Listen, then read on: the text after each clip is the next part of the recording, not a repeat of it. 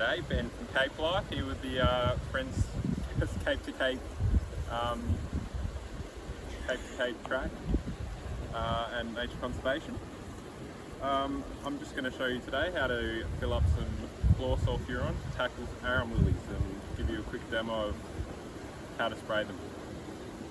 So here I have a measuring cup which I use to measure out 1 gram of chlorsulfuron per 10 litres of water.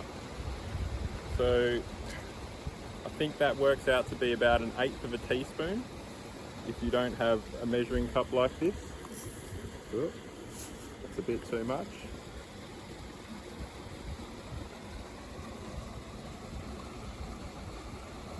You can get this chlorsulfuron chemical from nature conservation. So I've essentially got 1 gram in here, which I'm going to agitate with a protein shaker. Now, it's not recommended to use any food products, but we keep ours locked up and labelled at all times.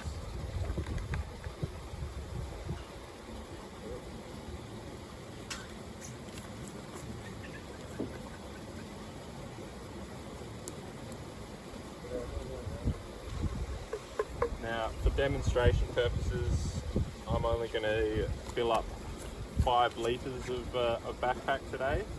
So essentially this 1 gram, I'm only going to use half of the solution to put into the backpack.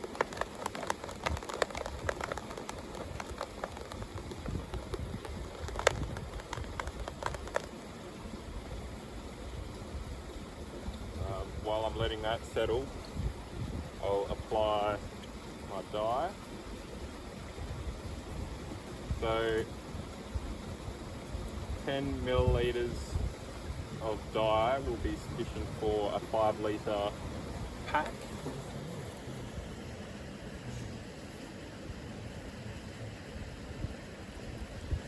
Why are we using the dye, Ben? So we can see where we've been. It's actually quite a good thing to use the dye because you can tell when the plant has soaked it up. It gets a sort of liquid spot. I forget what part of the plant is actually opening, but when you start to get that leopard print, you can tell that the plant has actually taken it up. It's recommended not to spray within 4 hours of rain, but we have seen in the past when you do get that leopard spot and there is a haze of rain, as long as that leopard spot stays on there, then it's a good indication that the plant has still taken up that chemical. Now I'll add 10 mils of surfactant or penetrant, which essentially helps the chemical penetrate the waxy cuticle of the arum lily leaf. They're very waxy plants, so having any sort of not having any penetrant, you won't really find that it works very well, if at all.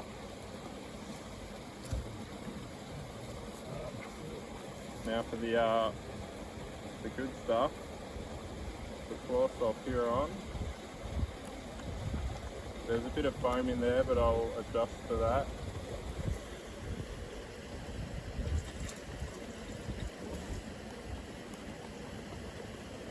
Then why did you let that sit there for a while? Just for the foam after agitating it to settle, so I can get a clearer picture of how much liquid to put in.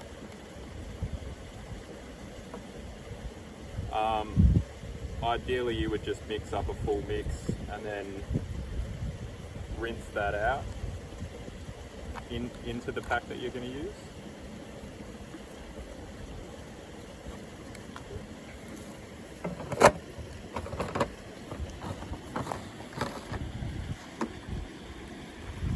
Give it a shake up.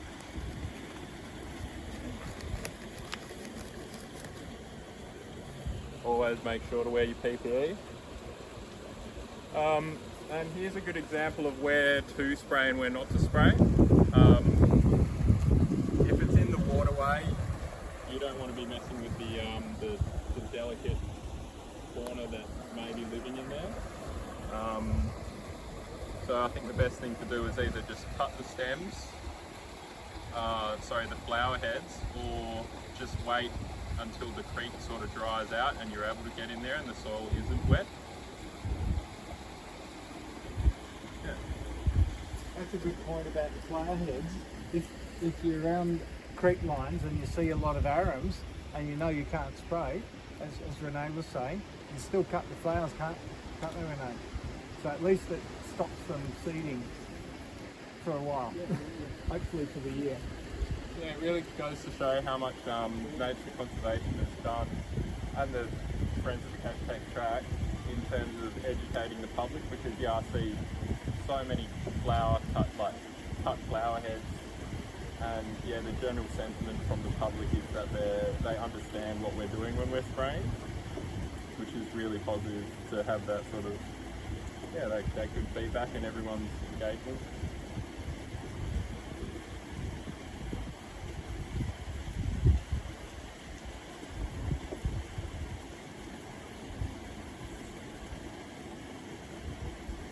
When you're starting off spraying, you need to understand the infestation and work usually strategically from the outside, or to protect the high quality vegetation is really the key. So for you guys, I guess it's going to be quite linear walking along the track, and it'll be quite straightforward.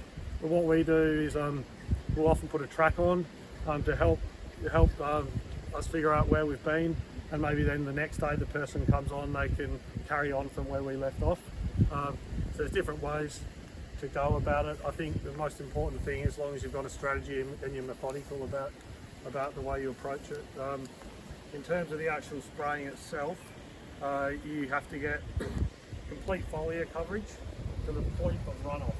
So you don't want to go overboard and spray a lot on it, but you just want to see it where it's just slightly dripping down, and really focus the spray on the centre of the plant, especially for mature plants. And I like to spray the flower, because then if you're spraying with somebody else, or you're going back through an area you've been, from a little way away you can see if you've sprayed it or not, because you'll see the red dye on top of the flower. Yeah, atmospheric conditions are very important. So the wind is coming from the northwest down here, I guess. So anyone to my southwest, could you please make yourselves fast? Always be aware of pedestrians and other things. So I usually try to work away from myself as well. So I'll start at the extent of where I'm going to work, and then walk backwards from there, so that I'm not walking through where I've already sprayed. Again, I'm being upwind.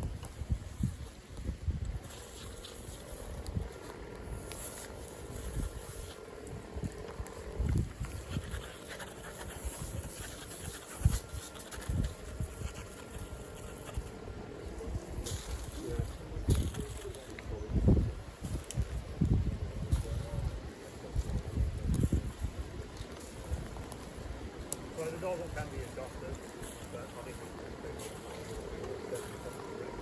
it's capable of moving around as well, sort of minimise off-target damage. Essentially, I've used guys, don't worry, I'll get to it. Essentially, my nozzle is set to more of a direct flow than a mist, with this slight breeze that's coming through. I'm always keeping my nozzle as close to the plant as possible. And, is there any questions about application? So if there wasn't as much wind, would you open the spray up a bit? Yeah, definitely, because then you're getting more coverage quicker. You don't need to use as much liquid as well. Yeah, that's it. You don't need to spray under the leaf?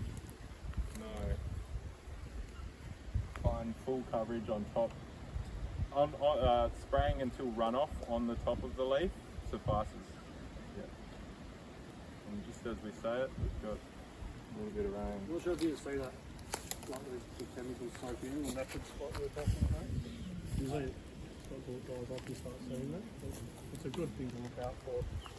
Yeah, you won't see it just yet, but And would you expect a similar success rate or kill rate with the little tiny plants as, say, the bigger ones over there? no. It's still worth The more surface area a plant has, the more it's able to take up the chemical. So this small plant here, I don't know that tuber could be huge. It could be just the tip of the iceberg. Sorry, what's that? It would depend if it's from the tuber or seed that it's reproduced from. True. So that's essentially why we're waiting until 50% flowering, because we know that it's reaching maturity while also being in an active growth stage. We can spray up until the seed capsules are fully enlarged and they begin sort of dropping off. Before that, even when you see the seed capsules developing, spraying with chlorsulfuron should do the trick on the seed itself as well. So Potentially kill the seed or make it burn. yeah. And I guess then I'd guess that these are seedlings and the bigger ones over there are from tubers. Potentially.